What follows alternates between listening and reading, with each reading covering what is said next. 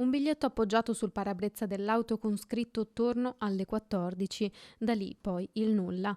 Erano state le ultime indicazioni lasciate da Ugo Fattori, 60 anni, escursionista e noto architetto veneziano, di cui da venerdì pomeriggio non si sono più avute notizie.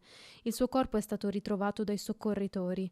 Secondo le prime ricostruzioni, l'uomo stava percorrendo una traccia per raggiungere una cengia quando è scivolato ruzzolando tra le rocce, forse a causa dell'improvviso accorciamento di uno dei bastoni ritrovato più corto e che gli avrebbe fatto perdere l'equilibrio.